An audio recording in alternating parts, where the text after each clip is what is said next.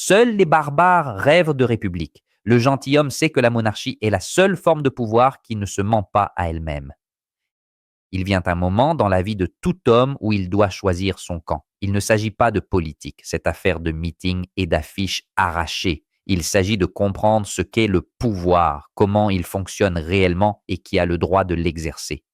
Le véritable gentilhomme, non pas celui aux souliers vernis achetés à crédit, sait que la monarchie n'est pas une nostalgie. C'est la seule forme de gouvernement qui respecte la nature humaine sans la tromper avec des promesses de marchands de tapis. Le premier mensonge qu'on vous raconte, c'est que monarchie signifie dictature, comme si un roi n'était qu'un tyran couronné décidant de tout enfermer dans une pièce tapissée de miroirs. Mais ceux qui disent cela n'ont jamais ouvert d'autre livre qu'un tract électoral. Le roi règne, il ne gouverne pas nécessairement. C'est une distinction que seules les intelligences affinées saisissent immédiatement. Régner, c'est incarner la continuité, être le symbole vivant de ce qu'un peuple a été, est et sera. Gouverner, en revanche, c'est l'affaire quotidienne et sale, décrets, budget, compromis au rabais avec des gens qui vous détestent avant même que vous n'ayez parlé. Le roi se tient au-dessus de la mêlée, il n'a pas à mendier le consentement, à embrasser des bébés devant les caméras, ni à promettre l'impossible à des vieilles dames qui le maudiront ensuite. Le roi est déjà là, et il est là parce que l'histoire l'y a placé. Aucune campagne électorale, aucune ruse publicitaire, aucun sondage truqué. Et lorsqu'il règne sans gouverner, il laisse d'autres se salir les mains, tandis qu'il demeure l'arbitre ultime, celui qui peut dire non lorsque tous perdent la tête. Regardez l'Europe, la vraie, pas celle des bureaucrates de Bruxelles. Angleterre, Espagne, Suède, Norvège, Danemark, Pays-Bas, Belgique, Luxembourg, toutes des monarchies. Et savez-vous ce qui est amusant ? En Europe, il y a plus de monarchies que de républiques, si l'on compte celles qui comptent vraiment. Ces pays monarchiques sont-ils des dictatures? Sont-ils des lieux où l'on vit dans la peur? Non, ce sont les démocraties les plus avancées, les plus civiles, les plus prospères du continent. La Norvège, avec son État-providence envié, la Suède avec sa liberté admirée, l'Angleterre avec sa tradition parlementaire qui a façonné la démocratie moderne. Tout cela non pas malgré la monarchie, mais grâce à elle. Car voyez-vous, la monarchie n'est pas incompatible avec la démocratie. Au contraire, elle la protège souvent.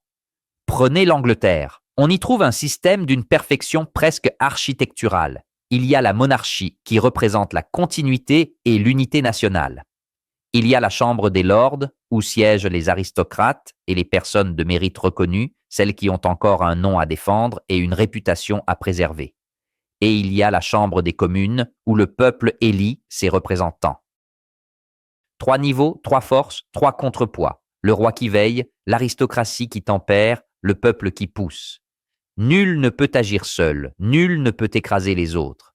C'est l'équilibre, ce mot qui, dans les républiques, n'existe que dans les discours, mais rarement dans les faits. La monarchie est le luxe suprême de la politique, un pouvoir qui n'a pas à se justifier tous les 5 ans. Et maintenant, la partie amusante, les républiques, celles qui, selon la doxa, seraient le royaume de la liberté et de la démocratie. Vraiment ? Alors expliquez-moi pourquoi les dictatures les plus féroces du XXe siècle étaient toutes des républiques, l'Union des républiques socialistes soviétiques. Non pas l'Empire soviétique, ni le royaume de Staline, des républiques, avec des soviets, des conseils populaires, tout très démocratique sur le papier.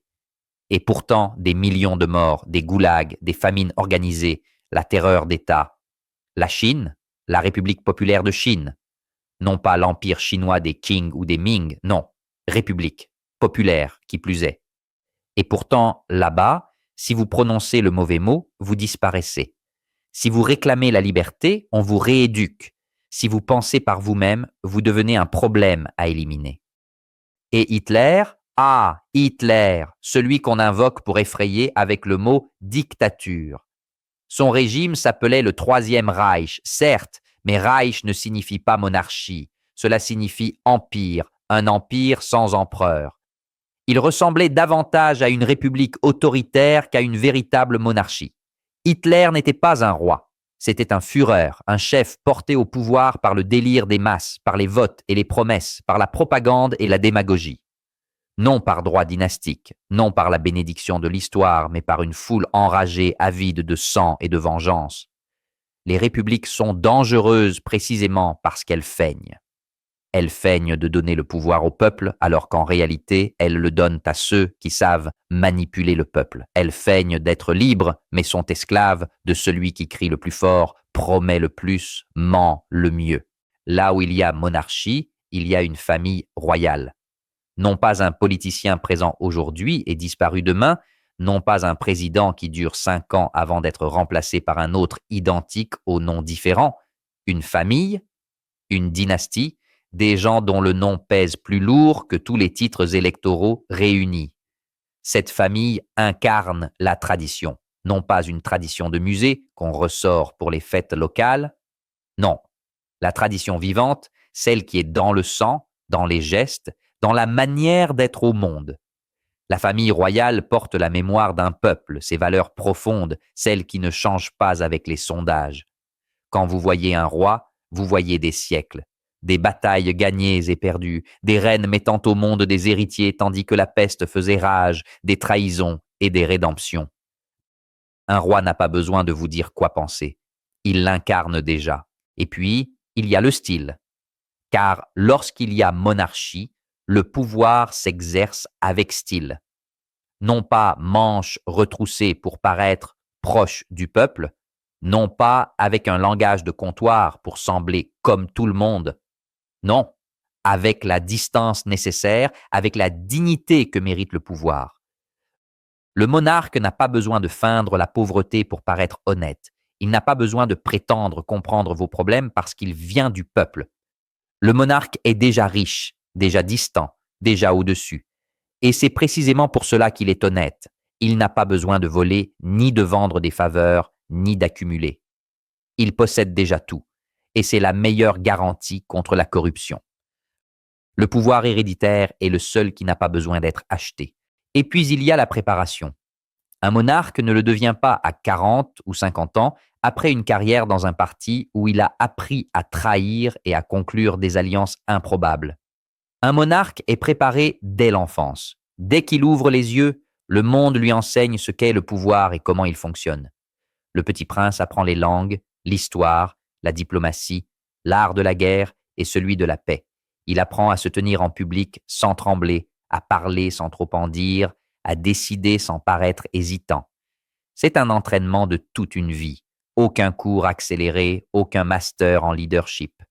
C'est l'école la plus exigeante du monde, celle dont on ne peut se retirer, où l'on ne peut dire « j'ai changé d'avis », où l'échec n'est pas une option parce qu'on est né pour cela. Ah, l'aristocratie. Ce mot qui hérisse les démocrates de clavier. L'ancien régime excluait le peuple. Vraiment? Et aujourd'hui? Les notaires sont fils de notaires, les dentistes fils de dentistes, les politiciens fils de politiciens. La différence, c'est que l'aristocratie était honnête. Elle disait que le pouvoir se transmettait. Elle ne prétendait pas que tout le monde pouvait devenir duc par mérite. La monarchie est transparente dans sa structure. Et cette transparence est une forme d'honnêteté brutale que les républiques ne peuvent s'offrir. L'aristocratie n'est pas un privilège, c'est une responsabilité transmise de génération en génération. Dans les moments de crise, lorsque tout vacille, la monarchie est une ancre. Stable, incontestable, solide. Le roi demeure quand les gouvernements passent. Les présidents vont et viennent. Avec chacun d'eux, les règles changent, les promesses changent. C'est un recommencement permanent. La monarchie, elle, incarne la continuité. Lorsque la mer est agitée, le roi est le rocher auquel on s'accroche. Et enfin, l'argent. Les rois coûtent cher, dit-on. Certes, mais combien coûtent les politiciens? Combien d'argent public disparaît dans des poches élues pour servir le peuple? Au moins, le roi est déjà riche, il n'a pas besoin de voler. Un roi riche n'a pas besoin de le devenir par la corruption. Celui qui doit tout conquérir est le plus dangereux. Le gentilhomme le sait, il sait que la monarchie n'est pas parfaite, mais qu'elle est sincère. Elle ne promet pas une égalité impossible, elle ne ment pas sur la nature du pouvoir, Elle affirme simplement que le pouvoir existe et qu'il vaut mieux qu'il soit exercé par celui qui y a été préparé depuis des générations que par un inconnu sorti du cirque électoral. Seuls les barbares rêvent de république. Le gentilhomme sait que la monarchie est le seul système politique qui conserve encore un peu de dignité.